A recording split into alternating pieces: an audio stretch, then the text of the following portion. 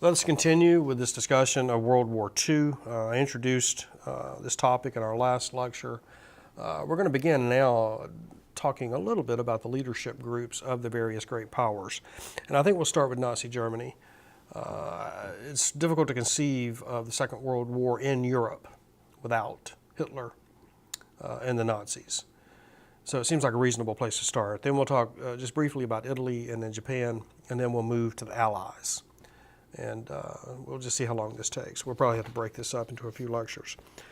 With the Nazis, of course, you have to start with Hitler. He is the ultimate authority in Nazi Germany. He's the head of state. He's the commander-in-chief of the armed forces. And, of course, he's the leader of the Nazi Party. Hitler, of course, is Austrian, a German-speaking country. His father was, I believe, a customs official in the Austro-Hungarian Empire we talked about with World War I. Hitler wanted to be an artist or an architect when he grew up, and he made out an application at the Vienna Academy of Fine Arts as a young man, and he was rejected. I want you to think about this. This shows you just how absurd history can be. Hitler applies at the Vienna Academy of Fine Arts, one of the finest universities in Europe. And of course, he puts together his portfolio with samples of his drawings and other materials necessary for the application. And the application goes into the bowels of this giant bureaucracy. And you can imagine a committee somewhere, an admissions committee, that has a yes stack and a no stack as they review applications. And Hitler's application ended up in the no stack. Imagine how different history would be if Hitler's application had ended up in the yes stack. And he'd become a student and an artist, an architect, instead of the leader of Nazi Germany. Without Hitler, of course, there's no Nazi Germany, there's no Second World War, there's no Holocaust. There's just no way to even calculate the impact of that decision by an admissions board.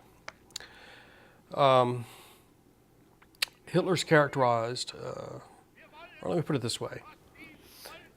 Hitler was a genuinely dangerous individual for a couple of reasons. One, his determination, his willpower. Once he sets his mind on some project, he's likely to go through with it, regardless of the consequences. So he has great willpower, and you put this in combination with his oratory, his ability to move the masses with the spoken word, and you have a genuinely dangerous individual. Think about it.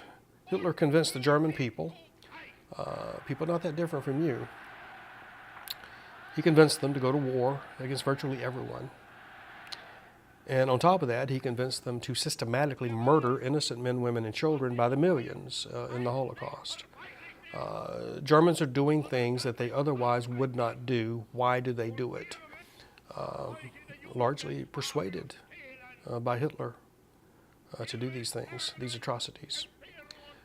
So this is a genuinely dangerous character. I said he was the head of state. He's commander-in-chief of the armed forces. Hitler, of course, fought in World War I. I think I mentioned that he was injured in a gas attack when Germany surrendered. And he was incredulous at this development. His overarching aim here, there's a couple. He wants to destroy the Versailles settlement.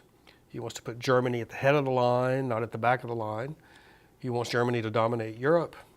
He intends to colonize the Soviet Union. He intends to destroy the Soviet Union, first of all, to eliminate the communists entirely, and then to colonize Western Russia in the Ukraine. With German farmers, and turn the western portion of Russia into the breadbasket of the new German Empire. And then, of course, he has another goal, and that's the elimination of the Jewish people of Europe. And he will come frighteningly close to achieving all these things. What else can we say about Hitler here in this introduction? Personally, I think it's safe to say that Hitler was He's not terribly interested in women. There are two women that we know he had some sort of intimate contact with. But I think it's fair to say that Hitler was married to Germany. He's married to his profession as a propagandist and as a politician. Hitler's a bit of a teetotaler. I don't think anybody ever saw him drink 2 beers in a row. He's kind of a vegetarian. He likes pastries, which seems, I don't know, a little ironic considering the amount of bloodshed that he caused. Hitler will, in the end, kill himself. He will marry Eva Braun in April of 1945. And then that same day, they'll take cyanide poisoning. And I think Hitler augments the cyanide with a pistol shot through his mouth. And of course, Hitler's death will signal basically the end of the Second World War in Europe. We're going to talk about him a lot, so I'm going to end there in this introduction and move on. A second figure I want you to be familiar with from the Nazis is Dr. Joseph Goebbels. He is Minister of Propaganda for the Third Reich, very close to Hitler. He saw Hitler speak in the 1920s, and he fell in love and devoted the rest of his life to Hitler.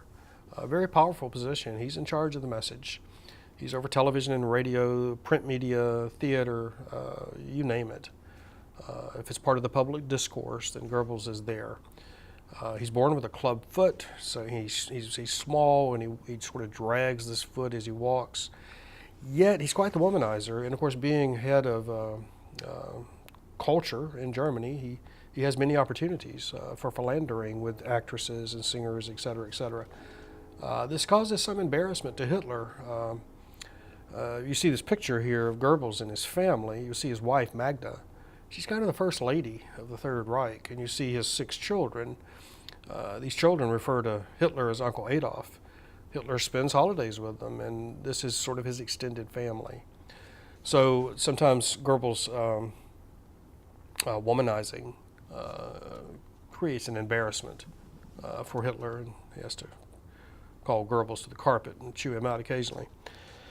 Goebbels will be responsible in the end, in April of 1945, after Hitler kills himself, of disposing the bodies. They don't want the Soviets or the Red Army to get these bodies and display them as trophies for Stalin. Magda Goebbels will murder her children. She'll give them sedatives to help them sleep, and then while drowsy, she'll give them each a cyanide capsule, and murders all 6 of her children. And then Dr. Goebbels shoots his wife in the head and then kills himself. So not a happy ending here. Another figure from the Nazis you should be familiar with is Hermann Goering. He is he's head of the German Air Force, the Luftwaffe. He too saw Hitler speak in the 1920s and joined the party, which was a big deal because Hermann Goering was quite famous. He was a war hero.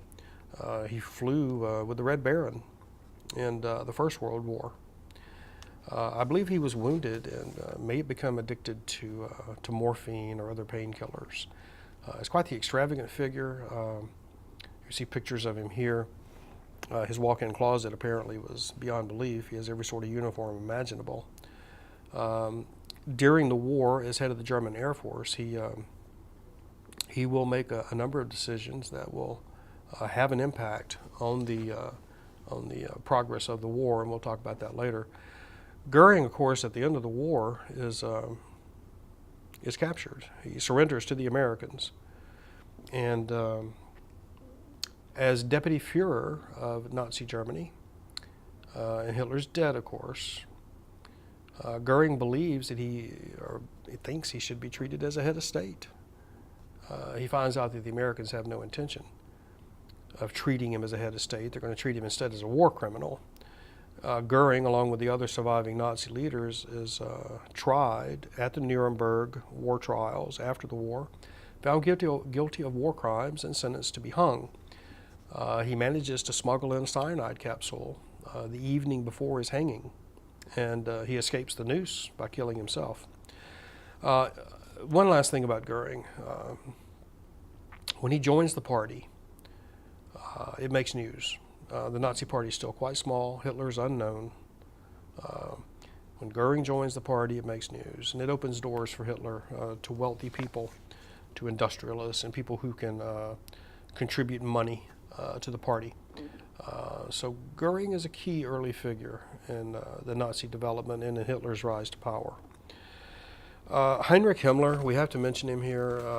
We know that it is Hitler's pathological anti-Semitism that will lead to the Holocaust. Heinrich Himmler, Reichsfuhrer SS Himmler, is the man who actually carries out the Holocaust. Again, completely devoted to Hitler, again, like the others, saw him speak and joined the party, rose through the ranks to become probably, beside Hitler himself, the most feared man in Europe during the war. Himmler, like Goering, will surrender to the Americans at the end of the war. He discovers quickly that he's going to be tried for war crimes.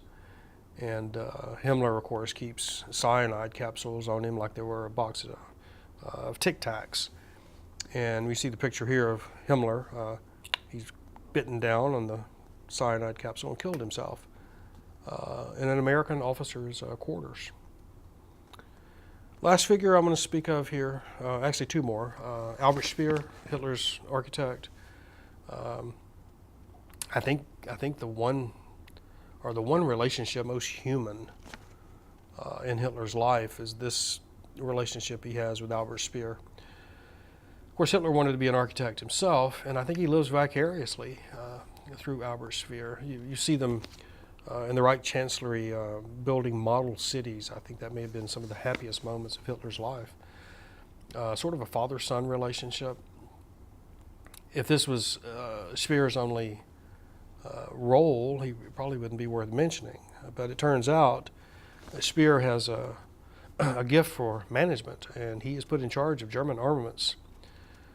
42 or 43, I've heard one historian say that Albert Speer alone prolonged the war by a year because he took German industry underground, he used POWs as labor, and he continued to churn out planes and tanks and weapons to keep Germany in this war, even when it was obvious they were going to lose. Speer was tried at Nuremberg along with Goering. He was found guilty, I believe, of violating the Geneva Convention, whereby you're not supposed to use POWs as slave labor, essentially. He's sentenced to 20 years at Spandau prison. He serves them. Upon his release, he publishes 2 books. They're both bestsellers, and they're both quite good. If you want an up-close and personal look at the Nazi regime, Albert Speer is a good place to start because he knew all these people well. The first book is called Inside the Third Reich, and then he published another called Spandau Diaries, Spandau being the prison where he spent 20 years. This, of course, angered many people. They believed that Albert Speer was capitalizing on his involvement with the Nazi regime, and the debates over Speer have continued. And then one final figure from the Germans, and this is Heinrich Goering, German general. I'm going to mention 3 officers: Goering, General Patton in the United States, and General Charles de Gaulle of France. These 3 officers had all participated in the First World War, and they had been stuck there on the Western Front in the trenches, and they didn't like it. And in the 1920s and 30s, each of these officers, one in Germany, one in France, one in the United States, each of them is thinking about and theorizing about how the next war will be fought. And they begin to think about how to use tanks differently, how to use close air support, mobile artillery. We'll see this come to fruition during the Second World War with the Blitzkrieg, Lightning War. So I'm going to stop there with the Nazis. In our next lecture, we'll talk about Italy and Japan, and then we'll continue to the Allies.